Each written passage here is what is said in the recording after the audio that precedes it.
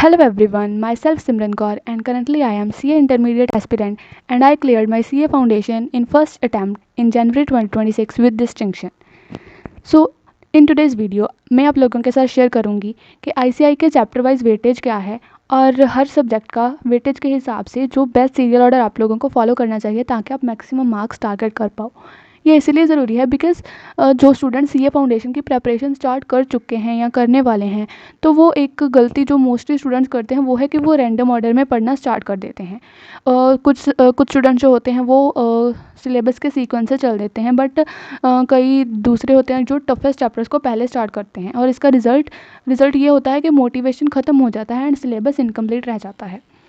So let's start the video without any further delay and video को मैं divide करूँगी 4 parts में 4 subjects के बेसिस पर। फर्स्ट पार्ट होगा अकाउंटेंसी का। सबसे पहले हम देखेंगे उसका chapter wise weightage and then what is the past year trend and then मैं आपको बताऊंगी कि बेस्ट सीरियल ऑर्डर जो आपको फॉलो करना चाहिए। एंड उसके बाद similarly for the business law, quants and economics. And हाँ, एक सबसे इम्पॉर्टेंट बात, वेटेज का मतलब ये नहीं है कि लो वेटेज चैप्टर्स आप स्किप कर दो। आईसीआई कभी भी पेपर पैटर्न चेंज कर सकता है एंड रिसेंटली कुछ अटेम्प्ट्स में हमने देखा भी है कि आईसीआई काफ़ी अनप्रडिक्टेबल है। वो कई बार जो अपने मार्क्स है उसको ऊपर नीचे करता है but on an average basis mostly यही पैटर्न रहता है जो आईसीआई का है। सो इसके अकॉर्डिंग हम प्रेपरेशन करेंगे बट फ्लेक्सिबिलिटी रखेंगे बिकॉज हमने सारा सिलेबस कंप्लीट करना है, हमने कुछ भी अधूरा छोड़कर नहीं जाना है। सो वेटेज सिर्फ प्रायोरिटी डिसाइड करने के लिए होती है। ऐसा नहीं है कि आपने पूरा काउंट करके 40 मार्क्स का ही पेपर आपने टारगेट करके चलना है एंड आपने 40 मार्क्स की ही प्रेपरेशन करनी है। प्रेपरेशन हम 100% करेंगे एंड उसमें से हमें जितना भी याद होगा हमारी कोशिश मैक्सिमम यही रहेगी कि कम से कम हम पास हो सकें एंड मैक्सिमम से मैक्सिमम मार्क्स हम लेकर आ सकें। सो यही पैटर्न आप रिवीजन के लिए भी फॉलो कर सकते हो। लाइक अगर आपका सारा सिलेबस कंप्लीट हो चुका है एंड अभी आप रिवाइज़ करने के बारे में सोच रहे हो तो आपको किस ऑर्डर में रिवाइज़ करना चाहिए तो आप ये रिवीजन को स्टार्ट कर सकते हो। सो फर्स्ट ऑफ वेटेज की अगर मैं बात करूं तो सबसे पहले चलते हैं अकाउंटेंसी पर। अकाउंटेंसी की वेटेज आपको स्क्रीन पर शो हो रही होगी चैप्टर वाइज एंड उसके बाद आपको शो हो रहा है past year trend analysis of accountancy subject के लास्ट 5 अटैम्प्ट्स में किस चैप्टर में से कितने मार्क्स के क्वेश्चंस आए हैं। So weightage and past year trend analysis इन दोनों की हेल्प से हम डिसाइड कर पाएंगे कि हमने कौन सा ऑर्डर फॉलो करना है for the preparation in accountancy. So अगर हम नाउ बेस्ट ऑर्डर की बात करें तो वेटेज और ट्रेंड एनालिसिस के हिसाब से आप लोग सबसे पहले पार्टनरशिप एंड एलएलपी अकाउंट्स को कर सकते हो जिसकी वेटेज है 15 to 20 मार्क्स।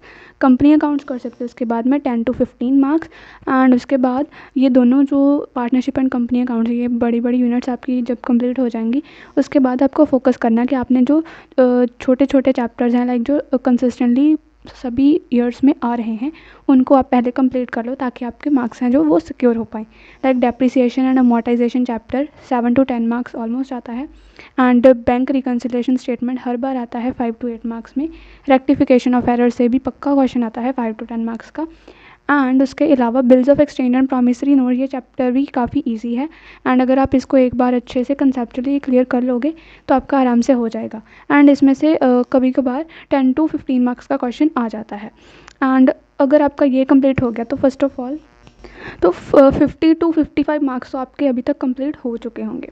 सो इसके बाद आपने 3 बड़े मेजर पोर्शन है जो आपने वो कंप्लीट करना है। लाइक फाइनल अकाउंट्स है जो एंड फाइनल अकाउंट्स आपका 10 to 15 मार्क्स का हर बार आता है एंड उसके बाद incomplete record 7 to 10 marks and NPO again 7 to 10 marks. ये तीनों चैप्टर्स हैं जो ये तीनों डोमेन बिल्कुल एक ही तरह की एडजस्टमेंट्स इनकी होती हैं एंड मैंने अपनी स्ट्रैटेजी वीडियो में भी कहा था कि इनकी एडजस्टमेंट सेम होती है एंड आपको इन तीनों चैप्टर्स को एक साथ ही करना है। एंड ये तीनों में से फाइनल अकाउंट्स तो सभी बच्चे जनरली कर लेते हैं but incomplete records and NPO वाले क्वेश्चंस में काफ़ी स्टूडेंट्स को प्रॉब्लम फेस होती है एंड कई बार तो वो स्किप कर देते हैं इन दोनों चैप्टर्स को। एंड मेरा भी मैंने स्टार्टिंग में इनको स्किप किया था बट मैंने लास्ट में ही इनको कंप्लीट किया था एंड एग्जामिनेशन में भी इनका क्वेश्चन है जो वो काफ़ी लेंथी होता है, काफ़ी टाइम टेकिंग होता है एंड इसीलिए मैंने अपनी सर्टिफाइड कॉपी वाली वीडियो में बताया भी था कि मैंने इसका क्वेश्चन लास्ट में किया था एंड तभी मेरे पास टाइम बहुत कम बचा था। सो मेरी मैक्सिमम कोशिश यही थी कि मैं मैक्सिमम से मैक्सिमम जो एडजस्टमेंट्स उनको कंप्लीट कर पाऊँ एंड कुछ एडजस्टमेंट मेरी रह गई थी तो मेरा आंसर ये वाला कंप्लीट नहीं हो पाया था।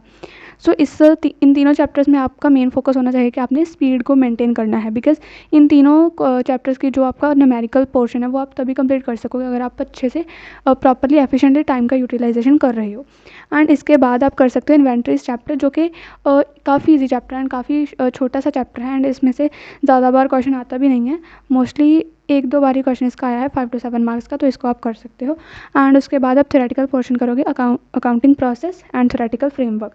अकाउंटिंग प्रोसेस की वेटेज है 5 to 7 marks and theoretical framework 5 to 10 marks, and in दोनों चैप्टर्स में से मोस्टली थ्योरी ही आती है। And this was about accountancy कि आपको कौन सा सीरियल ऑर्डर फॉलो करना है। एंड अगर मैं अब बात करूँ कि बिजनेस लॉ का बेस्ट सीरियल ऑर्डर क्या होगा, तो उसके लिए आपको सबसे पहले मैं कहूँगी कि आपको इंडियन कॉन्ट्रैक्ट एक्ट कंप्लीट करना चाहिए, जो कि 20 to 30 मार्क्स है। एंड यही पोर्शन कंप्लीट करके अगर आपने अच्छे से कॉन्ट्रैक्ट एक्ट को कंप्लीट कर लिया तो आपका मोर देन हाफ कॉन्फिडेंस तो आपको यहीं पर गेन हो जाएगा, बिकॉज ये चैप्टर काफ़ी ज़्यादा इंपॉर्टेंट है बिजनेस लॉ के एग्जामिनेशन के लिए। एंड नेक्स्ट आप करोगे sales of goods act, 15 to 20 marks इसकी वेटेज है। सेल्स ऑफ गुड्स एक्ट काफ़ी इजी है as compared to contract act, and इसमें बहुत कम है जो आपने याद करना है, एंड मोस्टली मुझे तो ये जो एक्ट है वो काफ़ी इजी लगा था। सो उसके बाद Indian partnership act 15 to 20 marks again, and then companies act आप कर सकते हो 15 to 20 marks. And companies act के लिए मैं कहूँगी कि जो आपका हमारा ICI मॉड्यूल है उसमें काफ़ी टेक्निकल लैंग्वेजेस यूज़ की गई हैं, तो इसके लिए आप सीरियस सर की 3 स्टार शीट्स या फिर आप जिस भी टीचर को फॉलो कर रहे हो उनके नोट्स को रेफर कर सकते हो। एंड नेगोशिएबल इंस्ट्रूमेंट एक्ट्स भी काफ़ी इंपॉर्टेंट है एंड ये इजी भी है, तो ये 10 to 15 मार्क्स की वेटेज का है। एंड इसके बाद आप कर सकते हो LLP एंड IRF। LLP की वेटेज है 5 to 10 मार्क्स एंड IRF की वेटेज है 0 to 5 मार्क्स। लाइक IRF में से हमने रेगुलरली देखा है कि 6 मार्क्स का ही क्वेश्चन आता है थ्योरेटिकल पोर्शन, सो ये काफ़ी ईजी है।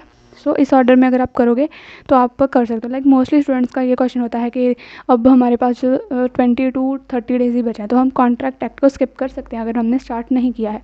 तो अगर आपने कॉन्ट्रैक्ट एक्ट को स्किप करना है तो फर्स्ट ऑफ ऑल मेरी एडवाइस तो यही थी कि अब भी आपको कोई भी चैप्टर स्किप नहीं करना था, बट अगर आपके पास अब टाइम नहीं है तो अगर आप स्किप करना चाहते हो तो आपका फोकस ये होना चाहिए कि बाकी के जो 6 चैप्टर्स हैं उनको आप 101% अच्छे से क्लियर करके जाना, तभी आप कॉन्ट्रैक्ट एक्ट को स्किप करना। अदरवाइज कॉन्ट्रैक्ट एक्ट में भी आप यूनिट 1 एंड जो कंसिडरेशन वाला यूनिट है एंड जो लास्ट 7, 8, 9 यूनिट्स है उसको तो एटलीस्ट आप कंप्लीट करके ही जाओ, बिकॉज अगर आप इसकी एक बार एक लेक्चर भी देख लेते हो, लाइक एक निकेश सर का 10 आवर्स का है एंड मैराथन है, एंड एक CJ सर की भी काफ़ी मीन्स जिसमें सर ने पूरा कॉन्ट्रैक्ट एक्ट एक्सप्लेन किया है, तो अगर आप एटलीस्ट एक वीडियो भी देख लोगे आपके काफ़ी कंसेप्ट स्ट्रांग हो जाएंगे। आई मीन आपको कंप्लीटली स्किप नहीं करना, जो पोर्शन आपको डिफ़िकल्ट लगे आप वो स्किप कर सकते हो। एंड उसके बाद अगर मैं बात करूँ क्वांटिटेटिव एप्टीट्यूड में, तो क्वांटिटेटिव एप्टीट्यूड में आपने सबसे पहले central tendency and dispersion chapter से जा सकते हो, जिसकी वेटेज अराउंड 20 मार्क्स रहती है। एंड नेक्स्ट आप कोरिलेशन एंड रिग्रेशन कर सकते हो 5 marks, and index numbers again 5 marks की वेटेज का है। एंड थ्योरेटिकल डिस्ट्रीब्यूशन चैप्टर भी काफ़ी ईजी है 5 मार्क्स के लिए, एंड प्रोबेबिलिटी भी आपको ईजी ही लगेगा 6 मार्क्स के लिए। And then statistical description of data and sampling 9 marks, and यहाँ पर हमारे सारे चैप्टर्स मोस्टली स्टैटिस्टिक्स के साथ स्टार्टिंग मैंने की है, बिकॉज ये स्टैटिस्टिक्स अगेन मैं बोलना चाहूँगी कि ये बहुत ईजी होता है एंड फार्मूला बेस्ड होता है, आपको फार्मूलाज याद करने हैं एंड मोस्टली इसमें थ्योरी क्वेश्चन भी आ जाते हैं। तो अगर आप पहले स्टैटिस्टिक्स को कंप्लीट कर लोगे तो आपको 40 मार्क्स आपके वहीं पर सिक्योर हो जाएंगे। सो नेक्स्ट मैं बात करूँ तो आप करोगे मैथमेटिक्स वाले पोर्शन में मैथमेटिक्स ऑफ फाइनेंस चैप्टर, जो कि 14 मार्क्स का है। एंड ये अगर हम सॉल्व करके देखते हैं तो मेरे साथ जो प्रॉब्लम फेस हुई थी कि लाइक जो मैंने मैथमेटिक्स ऑफ फाइनेंस को काफ़ी अच्छे से किया था एंड मेरा ये पोर्शन काफ़ी स्ट्रांग हो भी गया था एंड मुझे हर क्वेश्चन सॉल्व हो रहा था, बट पेपर में जाके काफ़ी कन्फ्यूज़न हुई थी। तो इसकी तो वही मैक्सिमम प्रैक्टिस मैं कहूँगी कि आपको करनी चाहिए, एंड मुझे कैलकुलस से ज़्यादा डिफिकल्ट लगा था mathematics of finance, I don't know why, but ठीक है इसकी प्रैक्टिस आपको मैक्सिमम करनी है। एंड अगर आप इसको स्किप नहीं करना चाहते, बिकॉज काफ़ी स्टूडेंट इसको स्किप कर देते हैं। एंड नेक्स्ट आप करके परम्यूटेशन एंड कॉम्बिनेशन 4 मार्क्स के लिए, एंड ये चैप्टर भी इजी है। काफ़ी स्टूडेंट्स बोलते हैं कि परम्यूटेशन एंड कॉम्बिनेशन डिफिकल्ट है नॉन मैथ स्टूडेंट के लिए specially, but I think so इतना भी डिफिकल्ट नहीं है, ये ठीक है, मतलब अगर आप अच्छे से कंसेप्ट को अंडरस्टैंड करोगे तो आपसे हो जाएगा। एंड नेक्स्ट आप करोगे सीक्वेंस एंड सीरीज 4 मार्क्स के लिए, and then ratio proportion indices and logarithm again easy chapter 4 marks के लिए। And equations and linear inequalities 2 chapters को आप एक साथ करोगे, ये ऑलमोस्ट आपका 6 मार्क्स का आता है एंड ये इजी है काफ़ी, ये एक दिन में ही हो जाएगा, एक के आधे दिन में ही ये कंप्लीट हो जाता है। एंड उसके बाद आप कर सकते हो set relation and function and limits and continuity वाला chapter, this is for 4 marks. And then calculus वाला portion is again for 4 marks. And उसके बाद जो आपकी लॉजिकल रीजनिंग है, इसका हर पोर्शन आपका 5 मार्क्स ईच का है। एंड इसको मेरा सजेशन यही था कि लॉजिकल रीजनिंग को मैं साइड बाय साइड रखती थी, मैंने इसको पर्टिकुलरली स्पेसिफिकली इसको टाइम नहीं दिया था, मैंने इसको हमेशा स्टैटिस्टिक्स एंड मैथमेटिक्स के अलॉन्ग साइड रखा था। लाइक डेली में 30 मिनट्स टू कभी कभार 1 आवर की प्रैक्टिस लॉजिकल रीजनिंग के लिए कर लेती थी। तो that was my strategy for quantitative aptitude and this is the serial order which I would say कि आपको प्रेफर करना चाहिए। एंड अगर आपको कोई पर्टिकुलर चैप्टर डिफिकल्ट लग रहा है, आपको स्किप करना है, सो आप वाइजली सेलेक्ट करो कि कौन सा चैप्टर आपको स्किप करना है। एंड अगर आपको स्किप करना है तो बाकी आप ऑर्डर ऐसे ही रख सकते हो, बिकॉज मैंने पूरा अच्छे से इसको सीरियल ऑर्डर में लिखा है। तो नेक्स्ट चलते हैं बिजनेस इकोनॉमिक्स की तरफ। तो बिजनेस इकोनॉमिक्स में आप सबसे पहले करोगे डिटर्मिनेशन ऑफ नेशनल इनकम, जो कि मतलब काफ़ी इजी चैप्टर, मैं तो कहूँगी कि मुझे तो काफ़ी इजी लगा था एंड काफ़ी स्टूडेंट्स को ये टफ लगता है, बट आई थिंक सो ये प्योरली फार्मूला बेस्ड है, तो आपको इजी ही लगना चाहिए, बिकॉज एक बार फार्मूलाज आपको लर्न हो जाएंगे बाय हार्ट, सो आप इजीली कैलकुलेट कर सकते हो इसमें जो भी आप जीडीपी एनडीपी वगैरह हम कैलकुलेट करते हैं। सो सबसे पहले आप नेशनल इनकम कर सकते हो, तो आपके 15 मार्क्स यहाँ पर सिक्योर हो जाएंगे। एंड इसमें मुझे डिफिकल्ट लगा था कीन्स थ्योरी वाला, तो उसको आप ज़्यादा टाइम डिवोट कर सकते हो, जो पार्ट आपको डिफिकल्ट लगता है, ठीक है। तो नेक्स्ट आप करोगे price determination in different markets 15 marks के लिए, एंड इसको थोड़ा ज़्यादा टाइम आपको डिवोट करना पड़ेगा बिकॉज इसमें काफ़ी यूनिट्स हैं, राइट। एंड देन आप करोगे theory of production and cost 10 marks के लिए, इंटरनेशनल ट्रेड अगेन 10 मार्क्स के लिए, and money market again 10 marks के लिए, एंड पब्लिक फाइनेंस थोड़ा डिफिकल्ट है चैप्टर, बट या this is also for 10 marks, Indian economy purely theoretical based 10 marks, and demand and supply again 10 marks. And last में जो 2 chapter बचे हैं वो है business cycle and introduction to business economics, both 5 marks each. तो economics के लिए ये सीरियल ऑर्डर बेस्ट रहेगा अगर आप रिवीजन करना चाहते हो, और या फिर आप हाई प्रायोरिटी चैप्टर्स को फर्स्टली कंप्लीट करना चाहते हो। So this is the serial order का आपको कौन सा फॉलो करना चाहिए for all the 4 subjects in CA foundation. So अब आते हैं उन क्वेश्चंस पर जो अक्सर आप कमेंट्स में पूछते हो, क्या सिर्फ हाई वेटेज चैप्टर्स पढ़कर हम पास हो सकते हैं? तो इसका सिंपल आंसर है नहीं।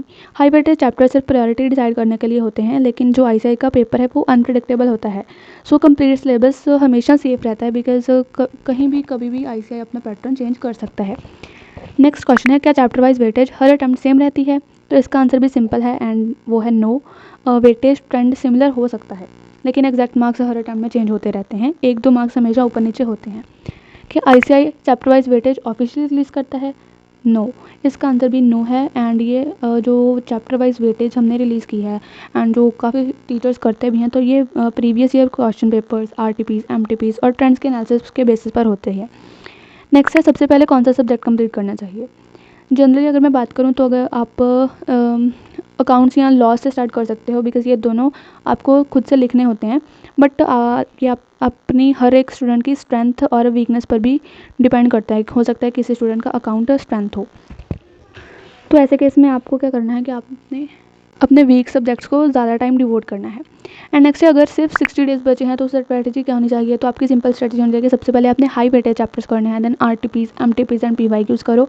एंड अगर आपने इतना कर लिया तो ये मोर देन इनफ है, एंड उसके बाद जितनी रिवीजन हो सके आपने वो करनी है। एंड क्या लो वेटेज चैप्टर स्किप कर सकते हैं? तो स्किप करना रिकमेंडेड तो नहीं है, बट अगर आपके पास टाइम बहुत ही ज़्यादा कम है तो आप इसको स्किप कर सकते हो, बट जनरली कोशिश आपकी यही रहनी चाहिए कि आप 100% सिलेबस कंप्लीट करके ही एग्ज़ाम देने जाओ। पीवाईक्यूज या आरटीपीज ज़्यादा इंपॉर्टेंट है? तो इसका आंसर है दोनों, ये दोनों ही इंपॉर्टेंट है। पीवाईक्यूज पैटर्न समझाते हैं और आरटीपी से हम आईसीएआई के क्वेश्चन पैटर्न को हम समझ सकते हैं एंड अपनी प्रैक्टिस कर सकते हैं। नेक्स्ट है, हर चैप्टर को कितनी बार रिवाइज करना चाहिए? तो इसका सिंपल आंसर है, एंड काफ़ी टॉपर्स ने भी यही कहा है कि कम से कम 3 बार रिवीजन ज़रूर करनी चाहिए। फर्स्ट जो आपकी कंसेप्ट बिल्डिंग पर होनी चाहिए, एंड सेकंड टाइम आपको क्वेश्चन प्रैक्टिस करनी है, एंड थर्ड टाइम आपको एग्जाम ओरिएंटेड रिवीजन करनी होगी। एंड अगर नेक्स्ट क्वेश्चन है कि अगर आप नॉन मैथ स्टूडेंट हो या आपका मैथ वीक है तो आप क्या कर सकते हो? तो इसका सिंपल सोल्यूशन ये है कि आपको डेली 1 आवर प्रैक्टिस ज़रूर करनी है। अपने मैथ्स को एक भी दिन स्किप नहीं करना है। इजी चैप्टर से आपका कॉन्फिडेंस बिल्ड होगा, तो आपने सबसे पहले इजी चैप्टर्स को कवर अप करना है, एंड मोस्ट इंपॉर्टेंटली अपनी कैलकुलेटर स्पीड पर भी आपको काम करना होगा। नेक्स्ट है, क्या कोचिंग के बिना सीए फाउंडेशन क्लियर कर सकते हैं? यस, आप बिल्कुल कर सकते हो, एंड मैंने खुद भी कोई कोचिंग नहीं ली थी, मैंने खुद से ही किया था, and I have scored 284 marks in my first attempt. So इसका सिंपल फार्मूला ये है कि आपने आईसीएआई स्टडी मटेरियल को अच्छे से कंप्लीट करना है, पीवाईक्यूज, आरटीपीज, कंसिस्टेंट रिवीजन करनी है, एंड मोस्ट इंपॉर्टेंटली एमटीपीज ज़रूर से लगाने हैं। नेक्स्ट है कि ICAI स्टडी मटीरियल इनफ है। Yes obviously ICAI study material more than enough है। एंड इसके साथ में आप RTPs, MTPs एंड PYQs इन तीनों को अगर कर लोगे तो आपका 100% आपकी प्रेपरेशन हो जाएगी CA फाउंडेशन लेवल पर। क्या पहले पूरा सिलेबस कंप्लीट करना चाहिए या साथ साथ रिवीजन? पहले आपको काफ़ी स्टूडेंट्स को ये डाउट रहता है कि आपको पहले सिलेबस कंप्लीट करना है एंड बाद में रिवीजन करनी है। तो नहीं, आपको ऐसा बिल्कुल भी नहीं करना है। आपने रिवीजन को साइड बाय साइड रखना है अपने सिलेबस कंप्लीशन के साथ, तो ये ज़्यादा इफेक्टिव होता है, वरना पहले पढ़ा हुआ हम भूलने लग जाते हैं। एंड नेक्स्ट क्वेश्चन है वो है कि how to download MTPs, RTPs and PYQs। So अगर आप लोगों को इन तीनों को डाउनलोड करने में कोई भी प्रॉब्लम आ रही है तो आप कमेंट्स में पूछ सकते हो। बिकॉज एंड ऑल्सो आप मेरी वीडियोस भी चेक कर सकते हो। मैंने तीनों टॉपिक्स पर डिफरेंट वीडियोस बना रखी हैं जिसमें आप देख सकते हो कि आप अपने MTPs, RTPs एंड PYQs को कैसे डाउनलोड करना है। इन वीडियोस का लिंक मैं आपको डिस्क्रिप्शन में प्रोवाइड कर दूँगी, आप चेक कर सकते हो। एंड अब एक क्वेश्चन आप लोगों के लिए, आपके अकॉर्डिंग CA फाउंडेशन का सबसे डिफिकल्ट सब्जेक्ट कौन सा है? अकाउंट्स, लॉ, मैथ या इकोनॉमिक्स? कमेंट करके ज़रूर बताना। एंड ये भी ज़रूर बताना आप कितने मार्क्स के लिए टारगेट कर रहे हो। एंड लास्ट में मैं आपको यही कहना चाहूँगी कि अगर आपके पास 4 to 5 मंथ्स हैं, लाइक अगर आप जनवरी 2027 या मई 2027 के लिए प्रिपेयर कर रहे हो तो आप कंप्लीट सिलेबस करो। आपने एक भी टॉपिक को स्किप नहीं करना है। एंड अगर आपके पास 2 मंथ्स हैं या फिर लेस देन अ मंथ है तो आपने हाई वेटेज चैप्टर्स पर फोकस करो। एंड लास्ट मंथ में सिर्फ लाइक लास्ट 15 to 20 डेज़ में आपने RTPs, MTPs, PYQs and maximum revision ही करनी है। आपने कोई भी न्यू चैप्टर या न्यू टॉपिक नहीं उठाना है। कमेंट करके ज़रूर बताना कि आप किस अटैम्प्ट के लिए टारगेट कर रहे हो। अगर आपको इसका प्रिंटेबल चैप्टर वेटेज PDF और स्टडी ऑर्डर चेकलिस्ट आ गया तो वीडियो को लाइक कर देना। एंड ऐसे ही और यूज़फुल वीडियोस के लिए चैनल को सब्सक्राइब कर लेना। सो अगर आपको कोई भी पर्टिकुलर क्वेरी है, लाइक अभी 20 to 25 डेज़ बचे हैं आपके एग्जामिनेशन में, तो आप काफ़ी ज़्यादा स्ट्रेस फील कर रहे हो, I know, I can understand. So आप कमेंट्स में अपने क्वेरीज़ को या फिर कुछ भी आप शेयर करना चाहते हो तो आप कमेंट्स में शेयर कर सकते हो। And also you can connect me on LinkedIn as well.